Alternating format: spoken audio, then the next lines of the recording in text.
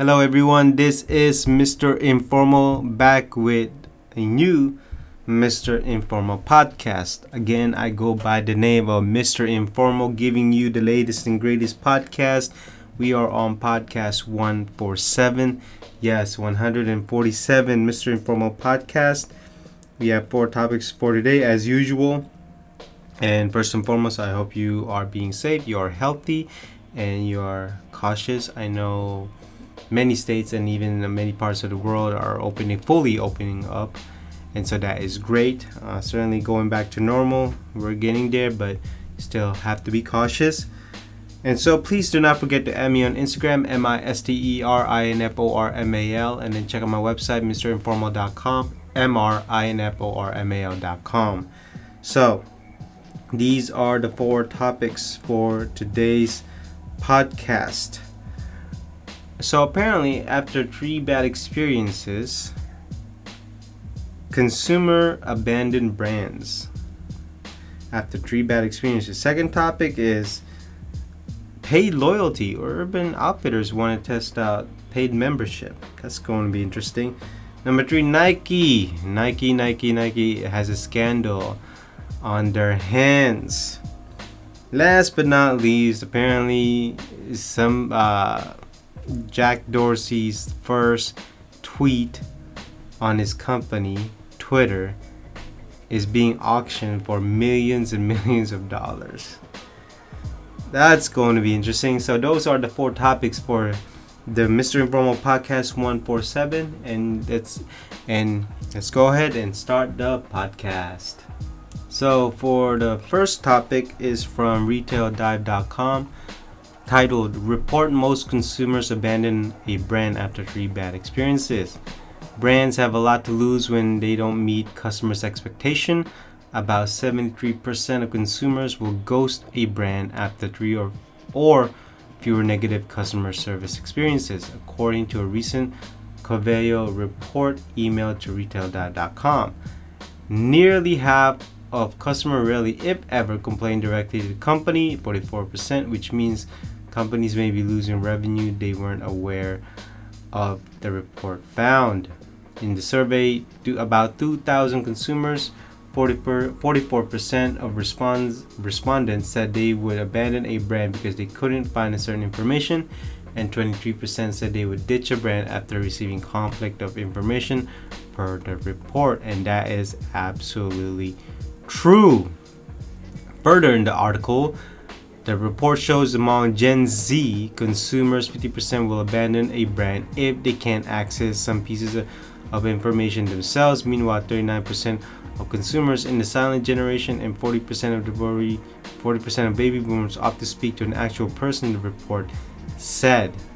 You see, that is absolutely true. I don't care who you are, but if I go to a store and this happens online, if there are conflicting information online, I would just not even bother buying the damn item.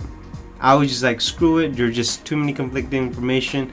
This is why I prefer going to the store, and then when you're in the store, at least you can see it, and if it's wrong, you can return it. But again, these brands don't even care about training, and it has to go to training.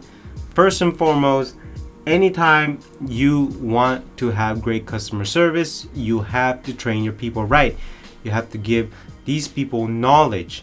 That way, when these people are faced with customers who have questions, they can answer it. Not only that, if they have a specialized question, again, they can answer it. People at Best Buy, some of them know what they're talking about. Many of them don't know what they're talking about.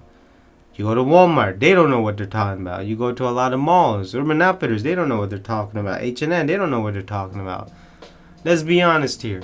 Most of the time, electronic store usually have customers with a lot of questions. That's just the fact.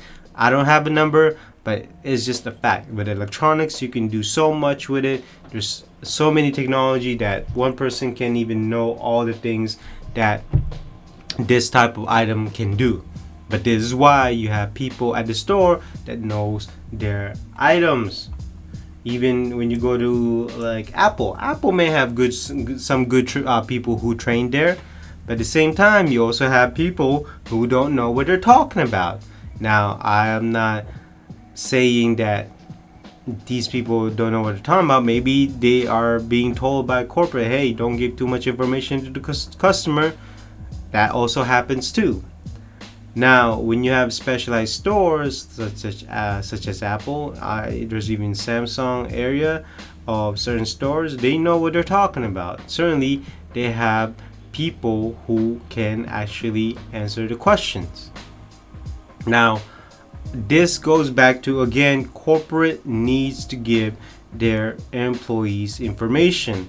Not only that, they need to train them right. Any type of product that is presented, that is announced, that is new, your employees need to know, in case that a customer asks them questions. And again, this goes back to the top management.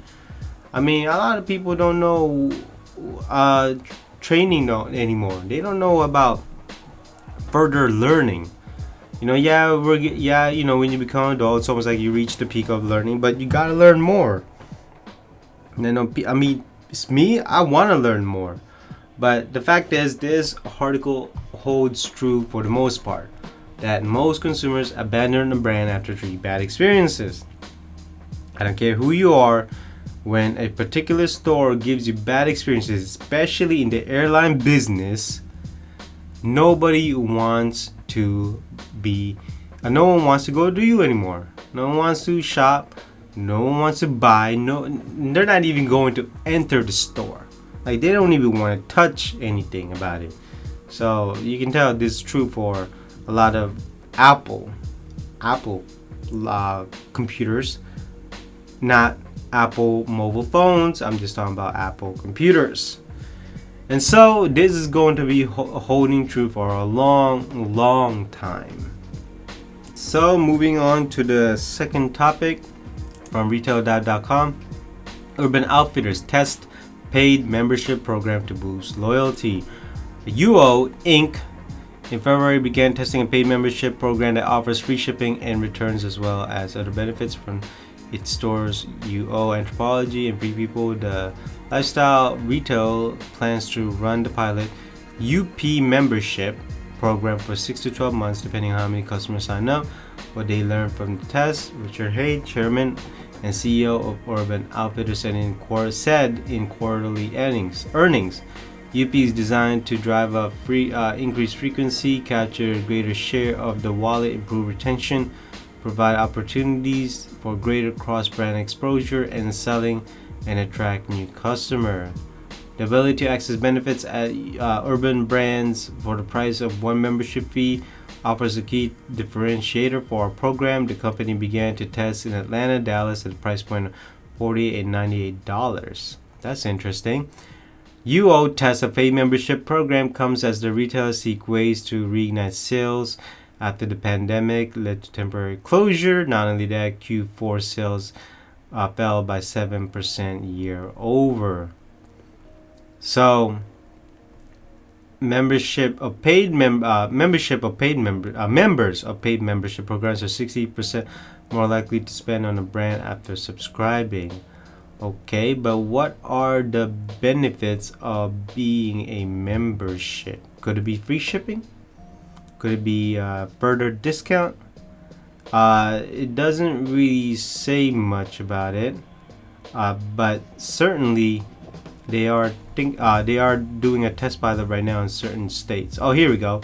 So the retailer aims to drive store traffic and support its fast-growing digital business by offering a broader range of benefits, including free shipping and returns, a 15% discount on purchases, and a $10 coupon for every month to clothing rental services newly, and access promotion and events among its store brands. That's not really a good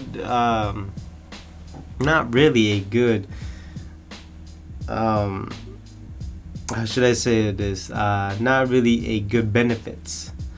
This is like Amazon, where you get free shipping, but with Amazon you get free music and also videos. So I mean, you really have to spend a lot at Urban Outfitters to actually get the best of your membership.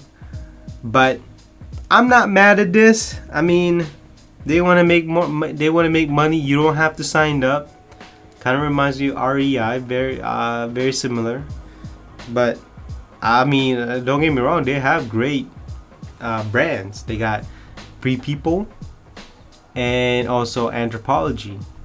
Those are two good brands already. So I'm quite intrigued by what will happen in the near future by this. Now I think that a lot of people are gonna sign up for this. I mean, we'll see. I'm pretty sure it's gonna expand, but I'm not really mad at this. I think this is a great idea for the brand to gain more profits, certainly. But looks like if this does passes, and then they're probably gonna open up stores instead of making store closures. Not only that, Urban Outfitters have bad customer service that we just discussed previously. They need to make their customer service much better, and again, better training with their sales associates. Now, don't be surprised if other brands follow. Again, this is going to be an interesting business move. This might, if this becomes great, it's going to be a domino effect. A lot of brands are going to copy this. They will copy this because Urban Outfitters have a great brand equity and brand awareness. I mean, you have to remember, they have Anthropology and Free People under them. That lets you know those brands are huge. So it is going to be interesting what will happen with this membership fee. Not only that, I mean, you don't have to sign in. I mean, they still have sales. You don't have to be a member, but certainly it certainly does make you want to think about it, especially if you are a shopper for Urban Outfitters. So for the third topic from retail.com, titled Nike's head of North America resigns. Nike's vice president and general manager of North America, Ann Hebert, left the company effective Monday. The sporting giant said in a press release she spent over 25 years with the company. Nike said it would name a new head of North America soon. The news comes after a Bloomberg report include details about Herbert's son, Joe Herbert, who runs a sneaker reselling business and used American Express corporate card in hand Herbert's name for the business. In answering whether the events were tied, Nike retail dove that and Herbert made the decision to resign from Nike. At the time, Bloomberg's report, Nike told publication Herbert had disclosed information about Joe Herbert's business to the company in 2018, and it was now a violation of company or conflict of interest. Okay, now this has been a huge news, and I don't believe that. Come on, I don't believe that she resigned on her own terms. I don't believe that. Nike has blood on their hands in this scandal. So, whether or not the decision was influenced by her son, sneaker reselling business, Nike lost a veteran in Ann Hebert, who has been in with the company for a quarter of a century. Ann Hebert only took the position heading North America April last year, but she held several other leadership roles at the company before then, including vice president of the global sales and VP of North America sales. First of all, Nike already knows, well, I shouldn't say, there's a lot of rumors, a lot of backdoor talks that Nike is letting resellers buy their products, and then resellers would sell, to us, customers. This is why it's so hard to get sneakers at the Nike app called sneakers. Not only that, many of the retailers are also limited by Nike because Nike knows what's going on. And for them to say that she brought this up in 2018, I don't believe that. Maybe she gave them little information And so by using her American Express and her name, you know she's getting deep discounts. So you're telling me that after the article from Bloomberg, suddenly that's when she decides to resign? I don't believe that. See, this is why it's been getting hard to get sneakers lately, especially from Nike, from other retailers, because you know where this is going through. Nike knows what's going on, and they're just letting this happen. They want to make sure that their sneakers are hard to get and their sneakers are creating a buzz. See, I'm glad I don't buy a lot of shoes anymore, even sneakers. Because for one, I already have many sneakers. Number two, I know where this is going. And I wish there would be a sneaker bubble. Just, screw it. Screw sneakers. No one's gonna buy sneakers anymore. Sneaker sales is just low. But for Nike to say that she resigned on her own terms, that's a lie. That's pretty obvious. Not only that, she just held the position back in last April 2020. And you're telling me that she did not resign because of her sons? This is conflict of interest. It's pretty obvious. The worst part about it is that Nike knows about her son's reselling business. That makes me sick. Moving on to the last topic. So from Hypebeast, Jack Dorsey's very first tweet auction as NFT. Current highest bid is $2.5 million. So basically NFT is non-fungible token. And the current highest bid is $2.5 million. Basically, it's not physical. It's just all digital. So apparently, his first tweet back in March 21, 2006, was put up in auction, a bidding platform called Valuables. Originally, the bid for tweet started 80 grand. Later taken over by tech entrepreneur Justin Sun for $2 million USD, and now the highest offer coming from Sina STV, CEO of Bridge Oracle. For those who are not familiar, it's basically a virtual item. And so right now it's bidding for $2.6 million. Are you serious? I mean $2.5 million. I'm sorry. This is just getting ridiculous. Is you can't touch it. It's basically you can own it, but you can't really print it because it's not physical asset. So basically you can own anybody's virtual item now. This is getting crazy. I don't like this. Should you like it? Well, that depends on you, but me personally, I don't like this. I mean, this is getting ridiculous. What about Mark Zuckerberg's logo face on Facebook? Is that also going to be auctioned? I would not be surprised. But I'm just trying to figure out here, okay, where people's intentions are and what are people doing with their money. So as you know, people's lives are not the same right now. There's still a lot of unemployed, even all over the world, and there's still hunger problem. There's still malaria problem, with mosquitoes killing people, research. And you're telling me people are willing to bet millions of dollars for a virtual item instead of using that money to something else that could benefit humanity? Does this benefit anything at all? Now, don't get me wrong, when you buy art, yeah, it benefits us because we can look at the art if you have a house and enjoy it. But this, you can't really enjoy this. Now, what is this going to what will this happen? Well, it's probably going to make a domino effect. Maybe, hey, it's me, Dwayne Johnson, The Rock. I'm going to sell my first tweet. Maybe my first Instagram post. And there we go.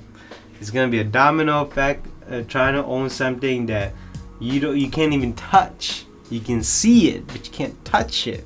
What if it's accidentally erased? Well, in this case, it won't be. It's probably going to be Twitter's backup drives or servers, so and so.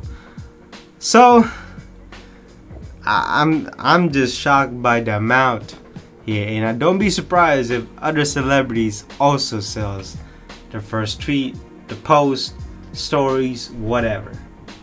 And so that concludes this podcast 147. Again, I go by the name of Mr. Informal.